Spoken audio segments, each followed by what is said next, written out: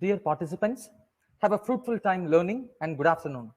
I'm delighted to introduce the speaker of today's last session, Dr. Sanjay Arora. Dr. Sanjay Arora is presently working as Head Department of English, Central University of Rajasthan. His areas of interest are English language teaching and applied linguistics. He is also presently the National President of English Language Teachers Association of India. He is also the recipient of the Postdoctoral Award from the University Grants Commission. Dr. Arora has been a master trainer in Project High Tech, in which he taught the teachers how to teach English communicatively. I welcome you, sir, to present your talk on rapid reading. Over to you, sir. Yeah, good afternoon, everyone. So this presentation that I'm going to take up today on rapid reading, before I move on, I would like to tell you the plan of this talk so that we are clear about how we are going to go about these next 45 minutes, 50 minutes roughly. So I'll begin by taking up some brainstorming questions, and I would expect you people to answer. Is there a facility for unmuting and answering? Indu Sudham?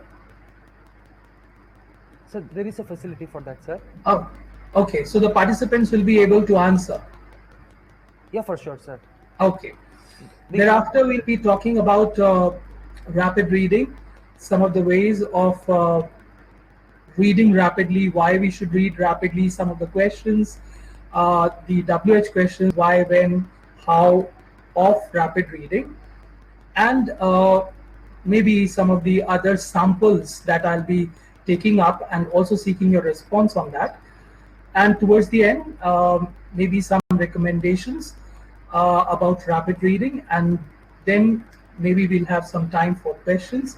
So if you have any questions and if I'm able to answer them, we'll take them up towards the end.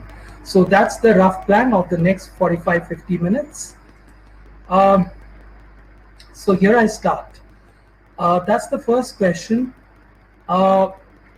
Because this question comes from my own experience. When I look back to my learning years, I was never taught how to read. At no stage, neither in school nor in college, and of course not in university, reading was taught. Initially, of course, means our teachers would make us read. Means our teachers would make us stand in the class and make us read the text. So that was how reading was happening. So I need your take on this. The first question, about any special attention being given to reading. Do you as teachers give a special attention to reading, or as learners, was attention given to reading when you were learning? Would anyone like to respond to that?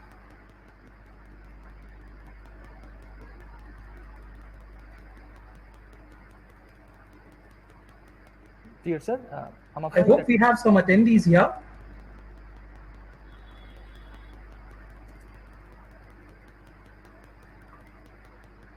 Okay.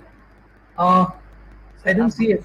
Sorry to intervene. And Lakshmi ma'am has raised her hand. I have given her permission, sir, to answer the question. Yes. Lakshmi ma'am, you shall please come forward. Yes, madam. Please start.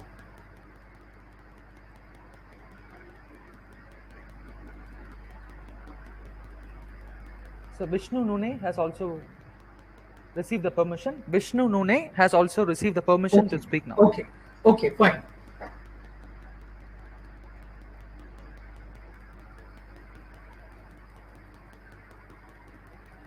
But I can't hear anyone.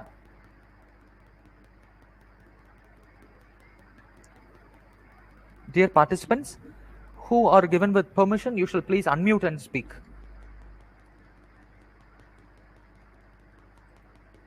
Amita ma'am, I have also accepted the permission.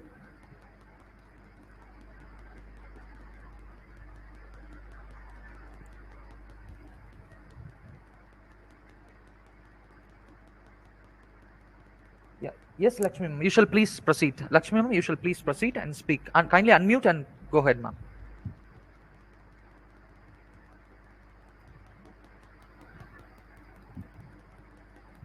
Yes, Madam Lakshmi.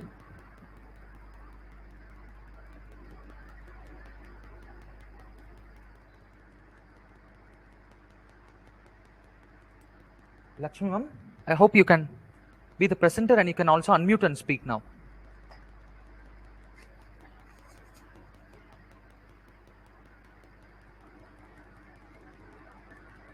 Or maybe anyone else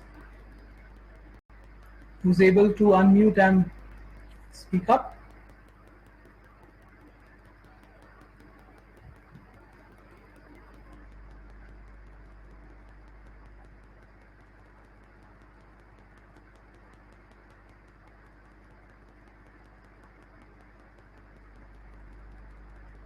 I think there's some problem at the attendees end. Sir, and you're right, they are all presenters now, and I'm afraid they have not joined, sir. Okay, if this is not a problem, we shall look into the chat box and get their answers, sir. Yeah, I think, but I don't see the chat box. How do I access that? Sir, to the right column. Allow both public and private messages. Yes, okay, sir. Chat, okay, chat. Yes, I see that. Okay, I see Dr. Srijit saying. Okay. So we have also got Divya Rai in, sir. Vishnu Nune have also joined. These people have joined to answer your question, sir. Okay, fine. So Dr. Sujit Sen, he says that at school our teachers gave a lot of importance to reading correctly, pronouncing each word correctly with proper intonation, so that reading does not become monotonous. Also, our teachers insisted that reading should be done for self-understanding and analysis. Okay, so Dr. Sujit was fortunate enough to get the right kind of guidance in terms of pronunciation, and also emphasis being given on reading at an early age.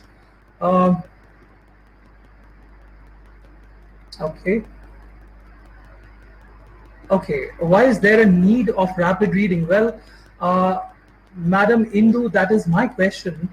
I should ask you, why is there a need for reading rapidly? Why can't we read at ease? Why can't we read at peace? Okay, Dr. Nagakala is saying that as a teacher, I give a chance to read. Okay, you give a chance to read, but how? You make them read the text, that is how we make them read? Or do we go in for some specific ways of making them read? Dr. Lakshmi is saying that she was inspired by the primary class teachers, and as a student we were asked to read one book each week. That's fine, but how do you get to know how to read that book? They used to ask us to participate in role play as per the content text. Okay, fine. Silent reading followed by comprehension. So Sharia is saying that silent reading followed by comprehension questions. Chain reading is exercised with observation and corrections in pronunciation, cadence, etc. Fine. So we have quite a few responses. Good enough. Now see, all said and done, whatever we have been talking about in terms of our teachers making us read, or modal reading by teachers followed by students reading. Now all these are ways in which, of course, some teachers do make early learners read, but as they move on into higher classes, reading becomes a phenomena which is taken for granted, that someone who's in class 9th or 10th or 11th or 12th or past school, it is assumed that they are actually able to read. So as a student, we were asked to read loud in the class. Fine. Okay. So these are some of the responses that we have received from our participants. Yes, of course, that's fine. Okay. So special attention to reading is given, but only at a very early age, only in some very specific situations. Not every student is lucky enough to get teachers who would make the students read the way reading should be done, making them do some role play or giving them some intonation practice, some pronunciation practice, telling them how certain words should be pronounced. So these are things which very rarely happen in most of the learning situations. Early classes, of course, teachers do give a kind of mock reading and make the students read after them. So that is a very, I would say, traditional way of making students read. Otherwise, it's generally a skill which is neglected, or I would say taken for granted. Yes, so this was my question. Someone asked it in the chat box as well, that why do you want to become rapid readers? Why? Or maybe why not? If you don't want to become rapid readers, then why not? Is it necessary to become rapid readers? Do we necessarily need to read quickly? Okay, if we develop rapid reading, it will help in grasping more information in relatively shorter duration of time. Okay, Dr. Manoj says that. Dr. Nagatala, yes, even in our school days, the teachers were supervising while we were reading. Oral, silent readings followed by comprehension questions, generating exercise. Okay. Okay. Yes, so do we need to read rapidly? If yes, why? And if no, why not?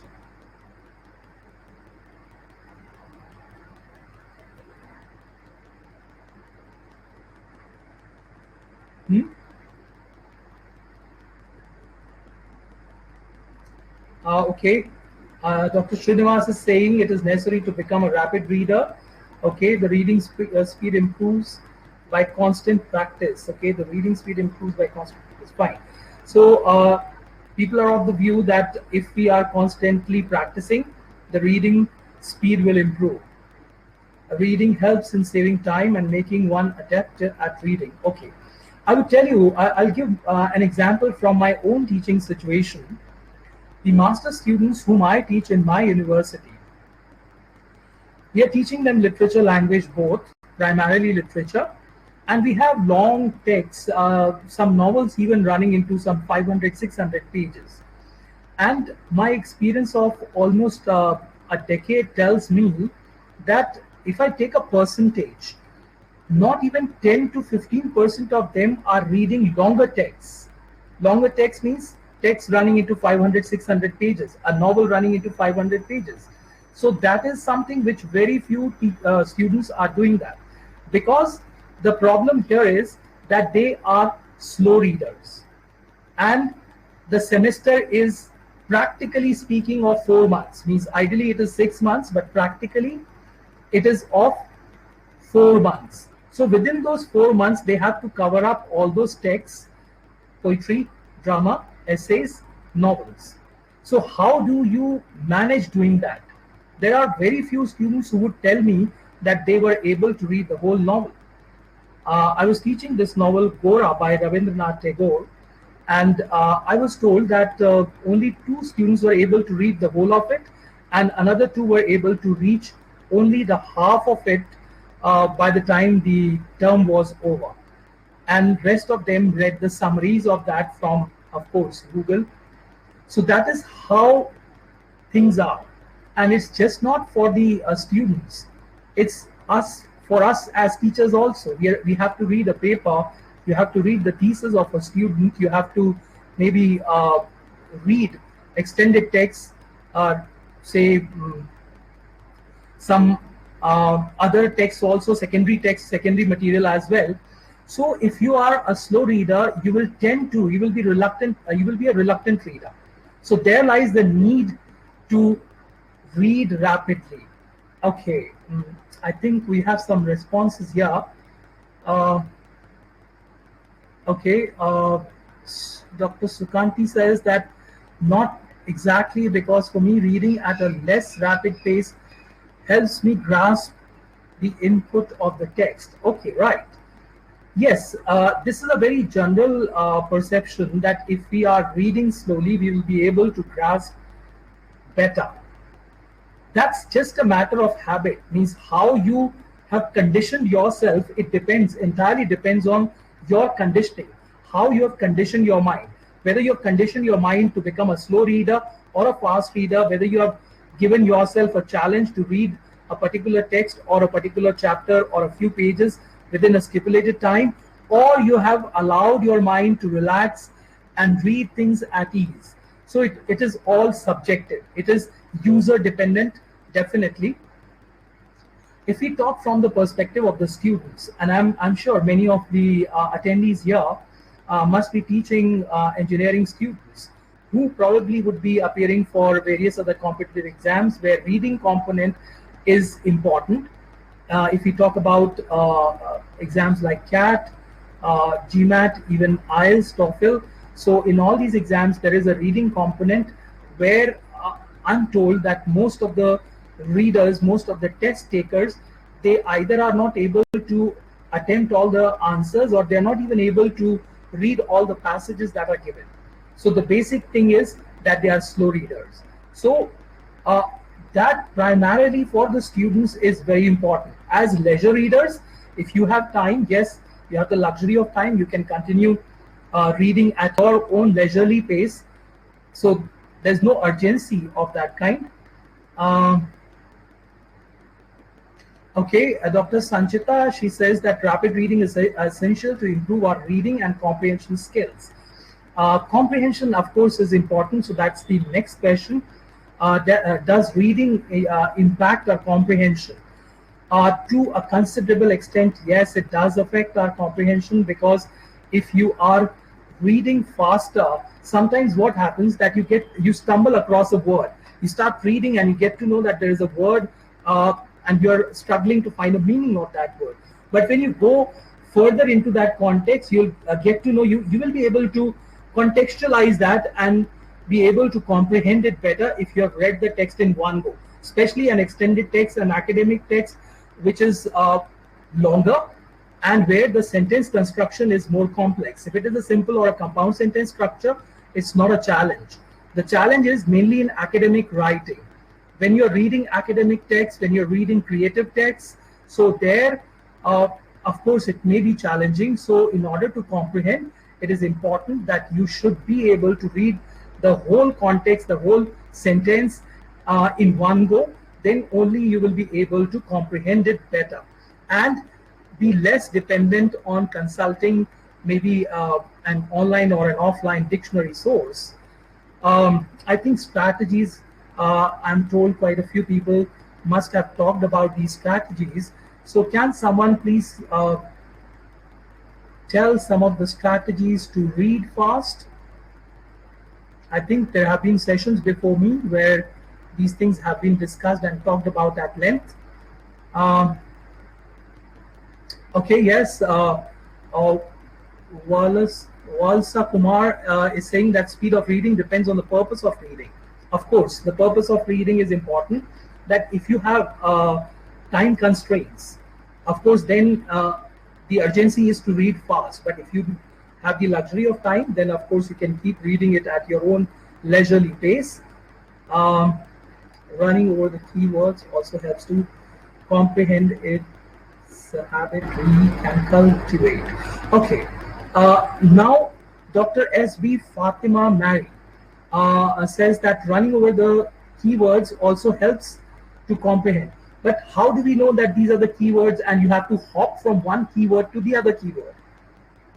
Now, it cannot be that you would be able to choose the right word. Maybe you are choosing one word and skipping a few words. So it's not going to happen this way. So some exercise in this regard, I think we'll be talking about that in the next few slides to come, is skimming over the text, that how you skim that text.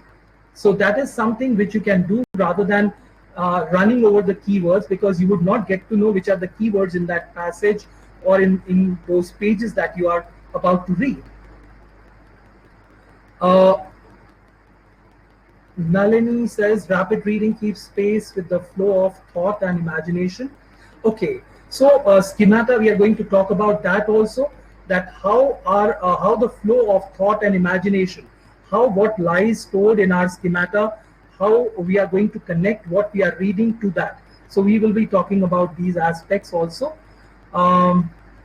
To have rapid readers because it enhances our reading skill. Rapid reading more relates to silent reading.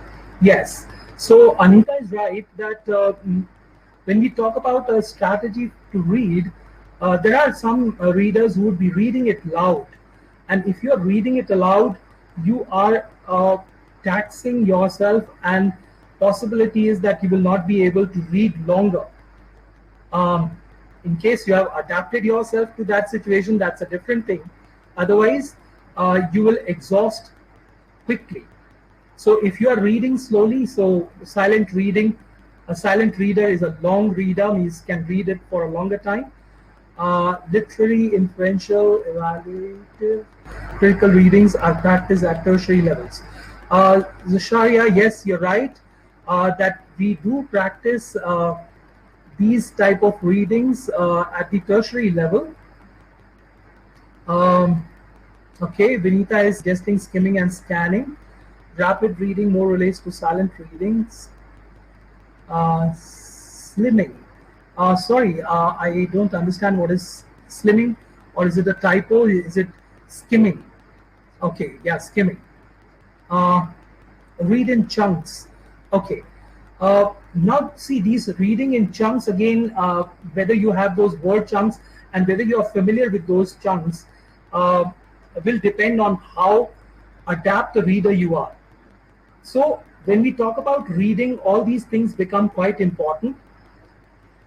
And reading at the tertiary level, okay, can that be improved?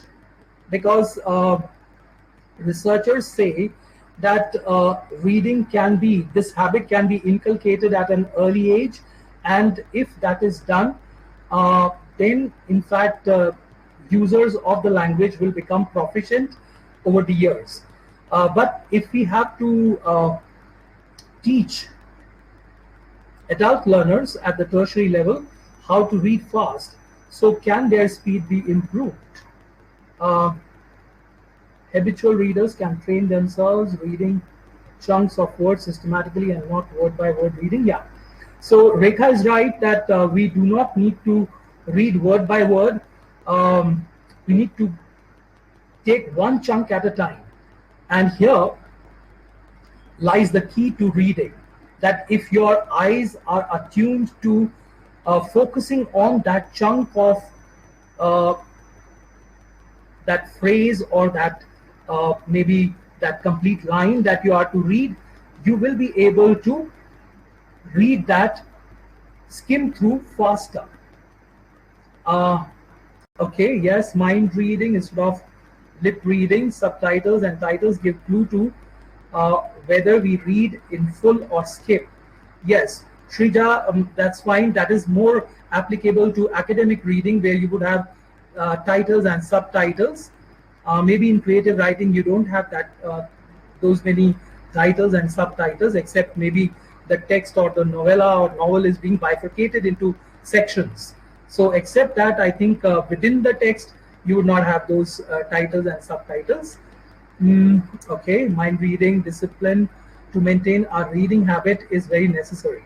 Yes, people in encouraged happy spirit read faster with the necessary understanding. Okay, yes, so if you have that motivation to read, if you have that say habit that you have inculcated to read, of course you will be reading faster. Avoiding running finger or pencil along lines improves fast reading. Okay, yes, of course, if we avoid finger pointing or pencil pointing to the text, definitely it has to be the eye movement. So does visualizing what we are reading affect reading speed? Nita, yeah, visualizing what we are reading.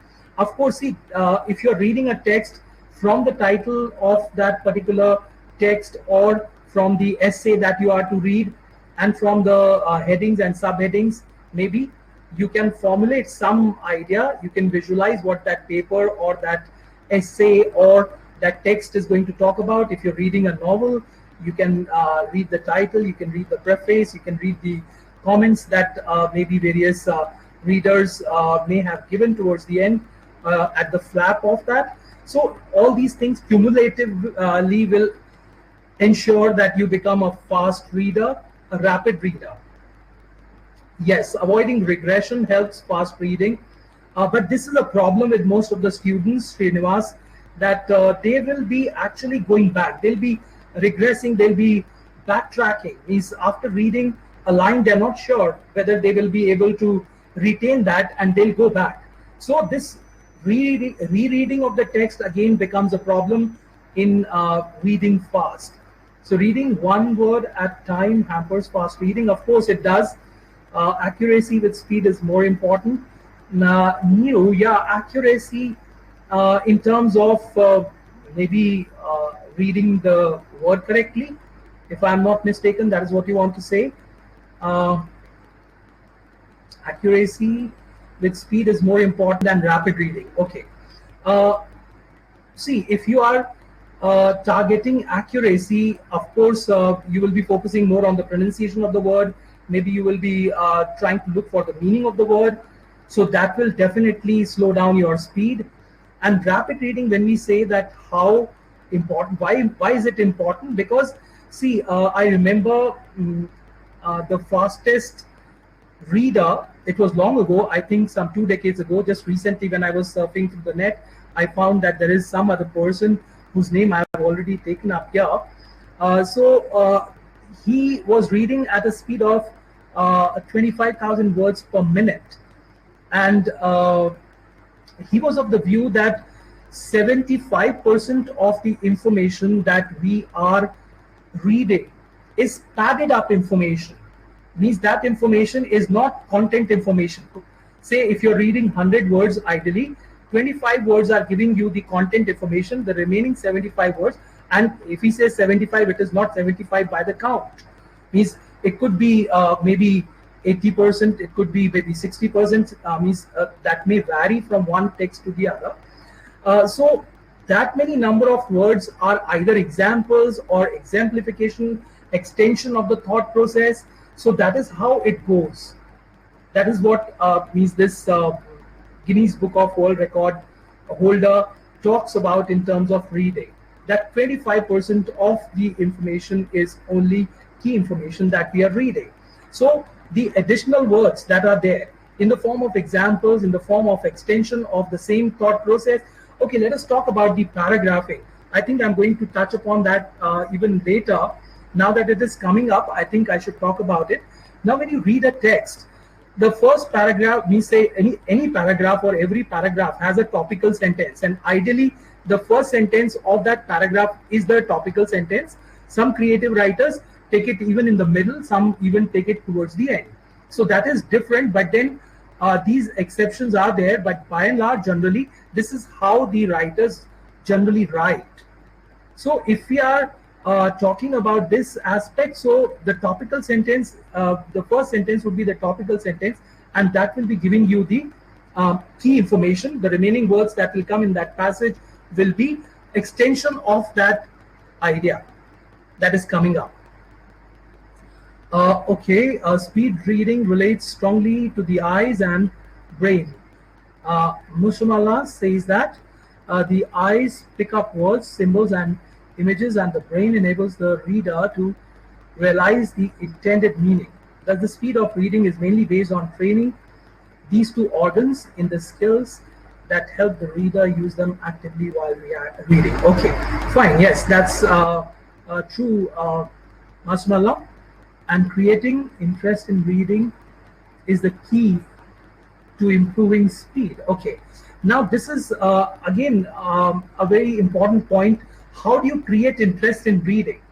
Because this is an exercise which is so dry, it's dying out. Means if today you ask the younger generation to read, they would be reading messages on their mobile and WhatsApp and social media, but if you ask them to read a text, they probably will not be interested in doing that. So that is the problem, that is the challenge. And if you have heard other speakers, they have been insisting on adapting ourselves to those reading habits of the younger generation learners, how we can make them read through those devices, the gadgets that they are making use of. So that is of course there. Okay. People who are able to identify relatively more important content in any script, if they are able to locate topic sentences, topic and governing parts of sentences, paragraphs, the whole script of their reading, the actual points of discussion, and the like are rapid readers. They know what is what to absorb and what they know. Okay, so what you are saying, Zasharia, relates to skimming, identifying the topic sentence, reading maybe the introductory paragraph, and then moving on to the other paragraphs, reading the topic sentence. So that is what we term as skimming. So that is fine. So you people are already familiar with all these things, and thank you for your input that you have given.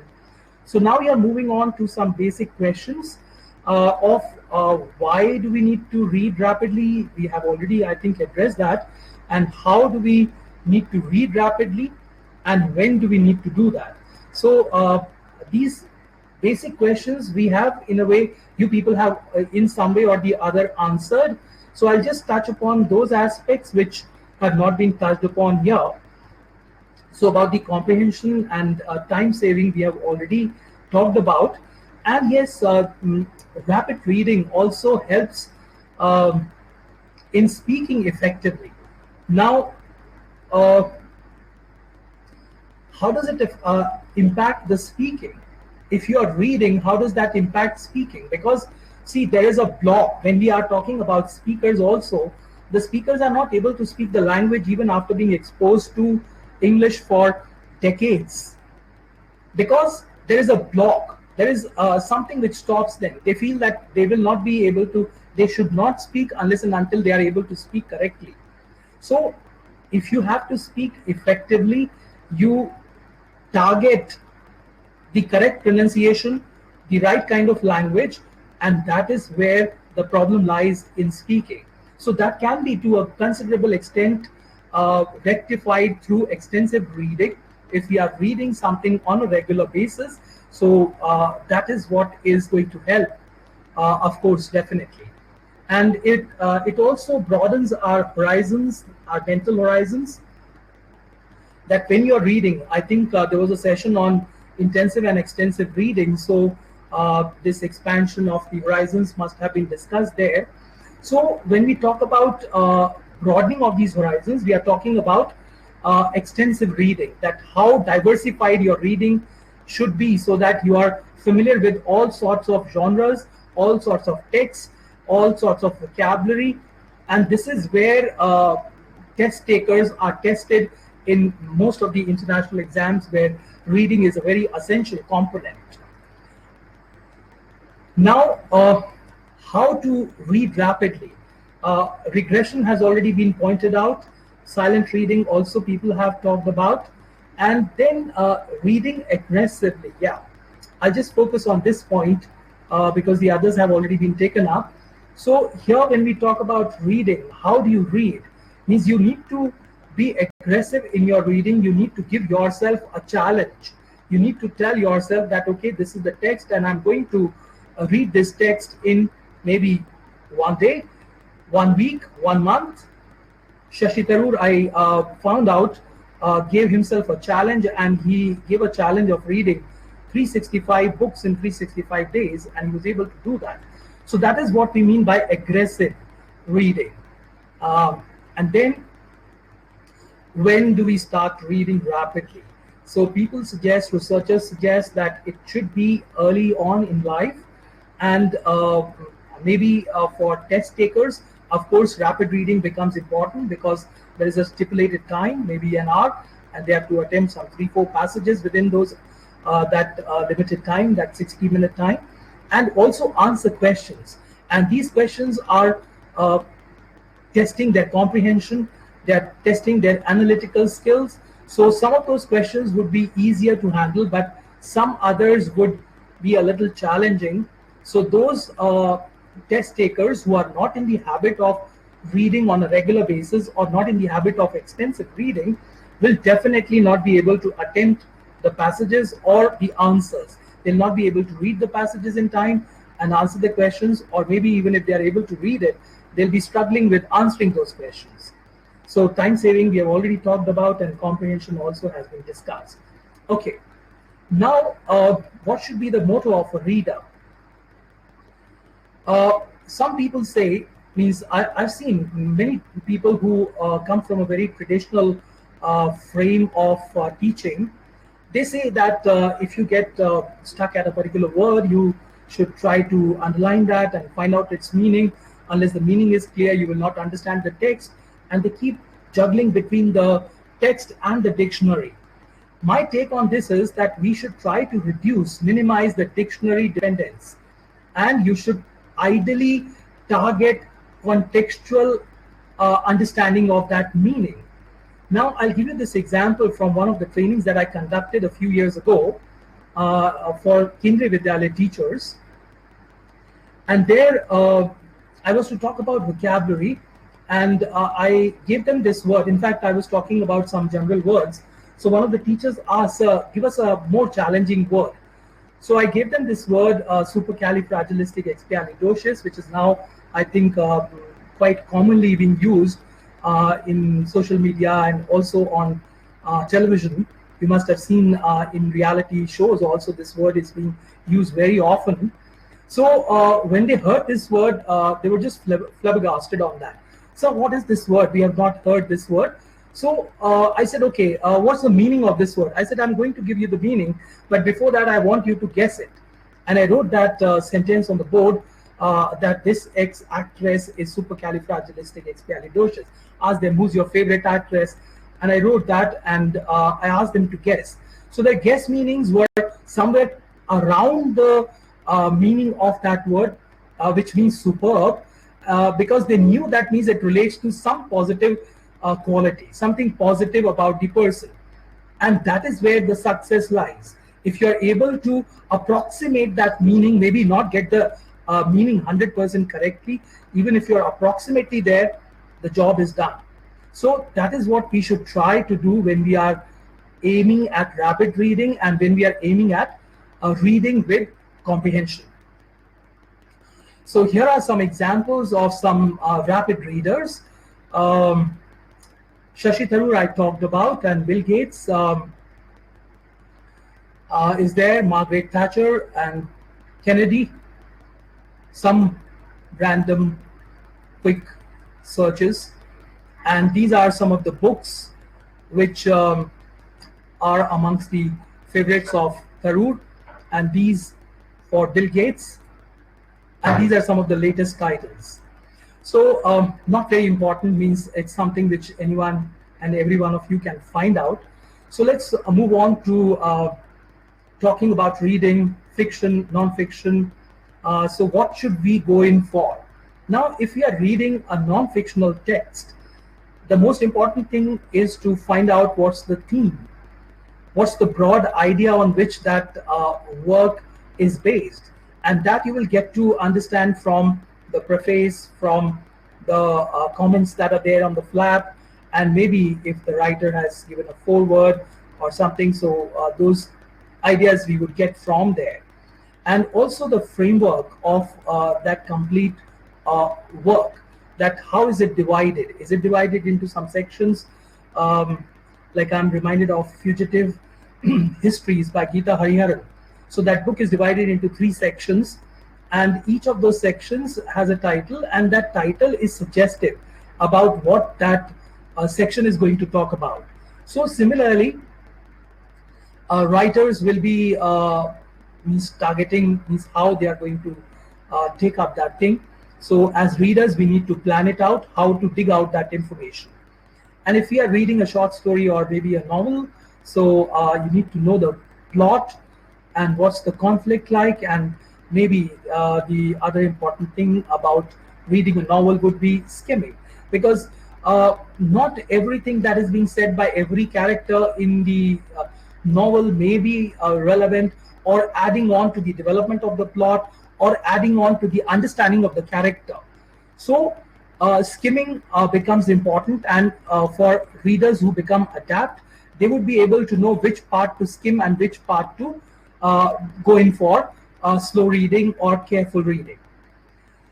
So while searching for this information, I came across Neil J. Anderson's chapter in one of the books on reading, in fact on skill development, not on reading exactly, but his chapter was on reading exclusively.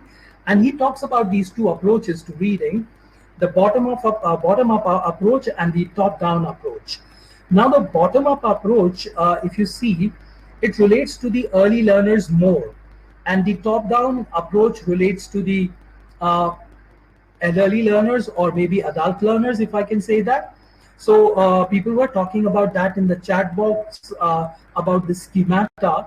So you have some information in at the back of your mind, and that is stored information. Say if someone is talking about pandemic, so you may have heard about, or maybe you have some idea about what pandemic is. Maybe the gravity of that we may have experienced now that we are passing through this phase. So there is some information that is lying there, and there is some connectivity with the text that you may be reading about a particular topic.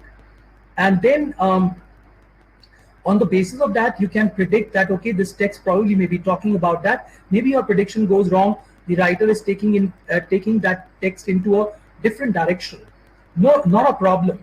Means you still would have some idea about it, and you will be able to correct and relocate yourself and find the path where the writer is trying to take you on to. Then the bottom-up approach, of course, I think it's basic. Everyone would know about it, that it's related to recognition of letters initially, and then sounds, morphemes, and sound recognition. So that's a repeat here. Then identification of grammatical structures. So these are things which happen for early learners at an early stage of learning to read. And gradually when they become, say, adept in reading, so then in fact more challenging texts come up. And here, if you have paid attention to the texts which are there for young learners, they would be more pictorial, the font size would be more, would be larger, the content would be less. And if you are talking about adult learners, there'll be less pictorial representation, there'll be more of textual content that will be there. And this text may be divided, for young learners, the text may be divided into columns. Maybe this one page is divided into 2 columns or 3 columns, depending on the width of the page. And if it is a text meant for adult learners, you will not find that text into columns. It will be into a running, full-length running page. So that is assuming that means this text is for adult learners who are already accustomed to reading. So that is how the difference will come up. Now, when we are talking about rapid readers, we should also talk about inefficient readers. Now, inefficient readers, why are certain people inefficient in reading? Because their eye focus is not, means their eyes are actually not focused, or they are actually not adapted to focusing their eyes on a chunk. We were talking about chunk in that chat box. Someone talked about that. So if your eyes are not focusing on that chunk or that particular, say, line length, so you will not be able to read faster. Similarly, if you are regressing, you are going back again and again, you are trying to reread, backtrack. Of course, that also is one of the habits which is not recommended if you really want to improve upon your reading skills. And then some people are themselves not very sure about their comprehension. They feel that unless and until I've read this text twice or thrice, I will not be able to understand that. Challenge yourself. Okay, try. If you are not able to comprehend it, no problem. At least try to manage that initially and see whether you are able to comprehend it in one reading. Read the whole paragraph, if not the a whole chapter, 10, 12 pages at one go, maybe one page at a time, one paragraph at a time, and then try to see whether you have been able to understand that or not. And then there are other readers who would target perfection. They would feel that someone was talking about accuracy. So they would feel that means unless and until they are pronouncing every word correctly, unless and until they know the meaning of each and every word in that text, they will not go ahead. Fine, take your time. If you have that luxury of time, please do it at that pace. But in case there are time constraints, and in case there is a lot of reading to be done, then you can't afford to target perfection, because perfection is, I would say, a subjective term. For me, perfection is something that if I've been able to read a text and able to get the hang of that text, even 60 to 70% of what I've read, I'm able to understand. I think it serves the purpose. Unless and until it is an information or a text that is related to something which is very important, or something which has some gravity about it. So if you are reading some maybe creative text, so it doesn't matter even if we miss out on something. And then there are readers who would not be able to connect it to their thought process. They will not be able to relate it to what lies embedded, what information lies embedded to that particular topic which they in fact are reading that text on. So these are things which make us inefficient readers.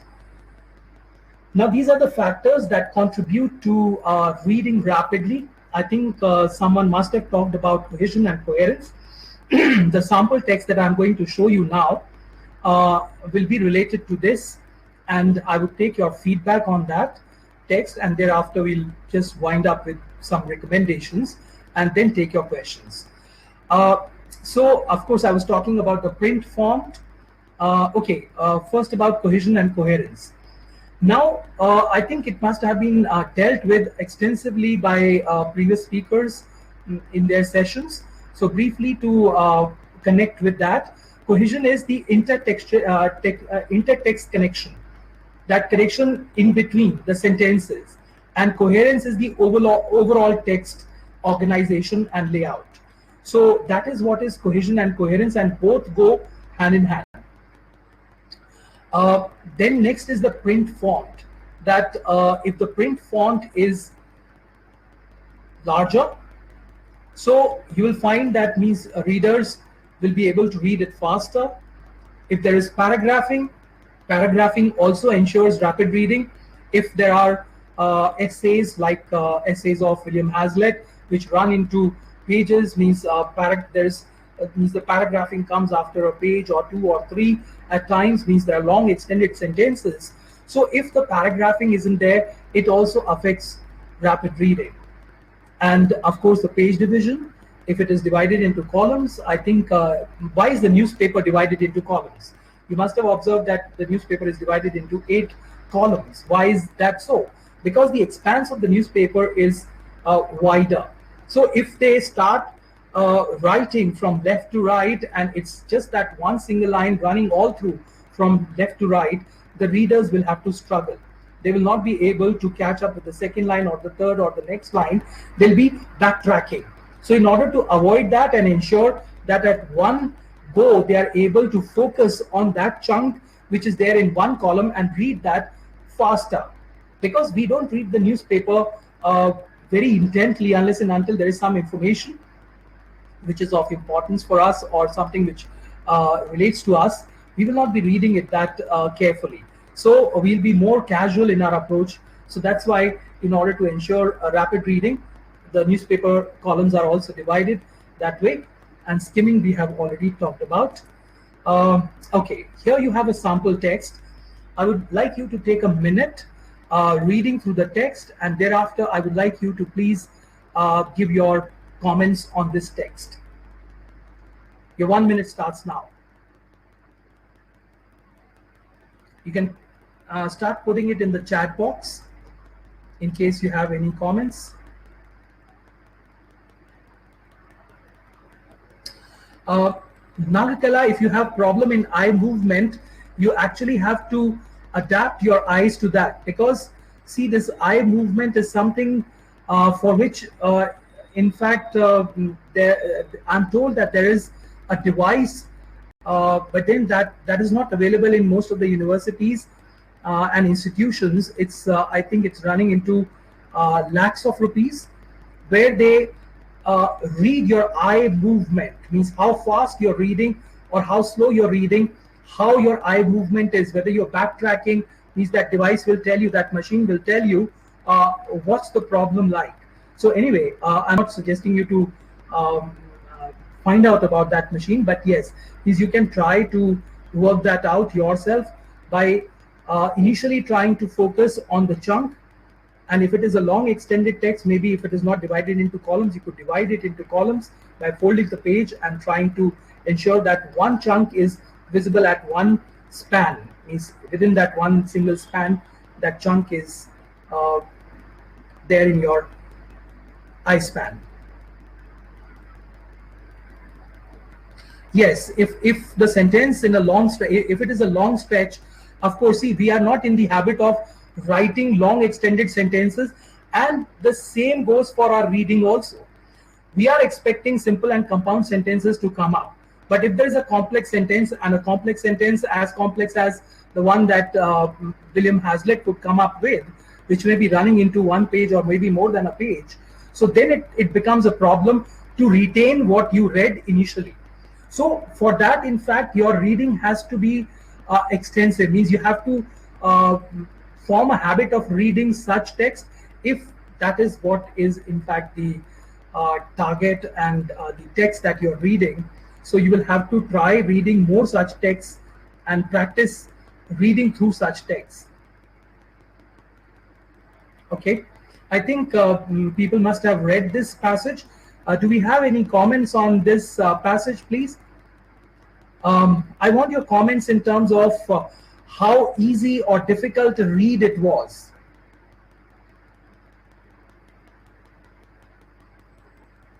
You find this an easy read or a difficult one? Nagakala, the sentences that you were talking about, I think this passage has similar sentences. Do you think it is a challenge?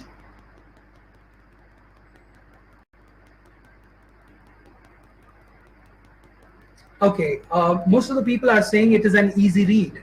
What makes it an easy read?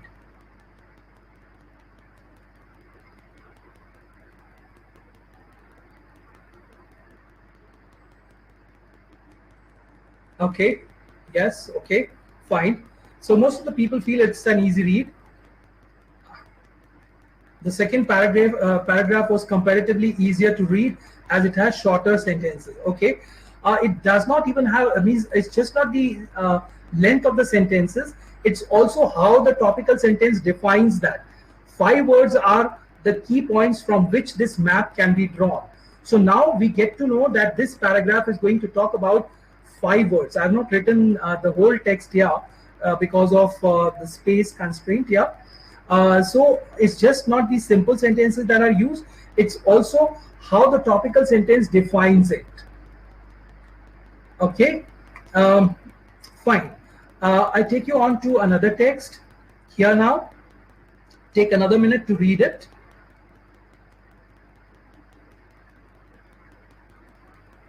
Okay, some people say it is a difficult one, not very easy for students. Well, the whole text isn't there. If you read the whole text of Raymond Williams, this is the introduction to culture. So that is the essay, I think, culture and society or something. So that is the essay, that's the introduction of Raymond Williams. So if you read the whole of it, you will find that it is easier to read.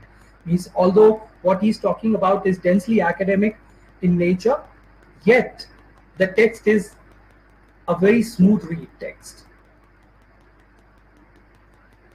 Can someone comment about the second text, please?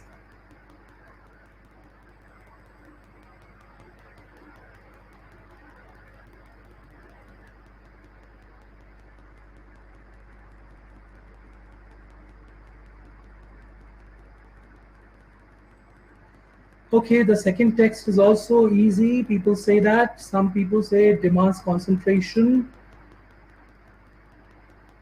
Complex sentences. Okay, I'm not talking about the complex and compound sentences. I'm asking you how easy or difficult it is to comprehend and read through. Okay.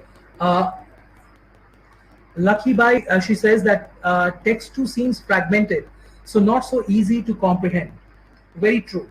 Now see, if you read this text and compare it with the first one, you will find that this text is quite challenging in the sense that language-wise it seems okay. But if you look at the organization, then this text is a little distorted. It's not organized, whereas the first text is more organized. So that is the problem. So that is the reason why if you are reading text, you should try to read. And if you are choosing text to read, so try to choose texts which are authentic texts written by writers who have some standing, not any or every text, because any and every text will rather distort your reading and also your comprehension. So that's the reason why I'm suggesting not to read those texts, and I gave those samples also. So here are these discourse markers which help you to understand how things can be taken up, how you can understand whether there is some explanation that is coming up, whether there is some addition that is coming up to the thought that has come up before, whether there is some summing up there, whether the text is now talking about some time span. So these are discourse markers I think you are all familiar with, and I'll end up with these recommendations. I think I'll just focus on some of these. The rest of these you can read for yourself. Now, of course, if you are reading and reading faster, so it should not be for the sake of reading. Comprehension should not be sacrificed. You should be able to comprehend, and if you feel that you're not able to comprehend while you're reading faster, so slow down your pace and try to see whether that lowering of pace enables you to comprehend things better. So concentration is again important when you're reading. If there are noises around, disturbances around, of course you will not be able to concentrate and you will be reading slow. It happens with me. If the television is on at home and I'm doing some work here, I take longer time to complete it. In contrast, if I'm doing something in the morning hours, then the same thing is done in half the time. So same applies to reading as well. And then age appropriate books, yes.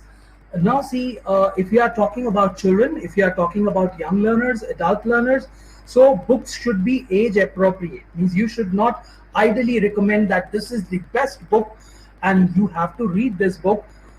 You should see whether the learners are able to accept that, whether there is acceptability on that book or not. So that is what it is. So with this, I end my presentation, and if there are any questions, and if I can hopefully answer, I'm open to that. Over to you all.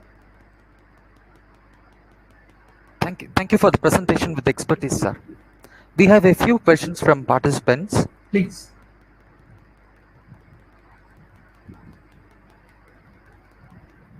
So we have one question from Amita. Okay.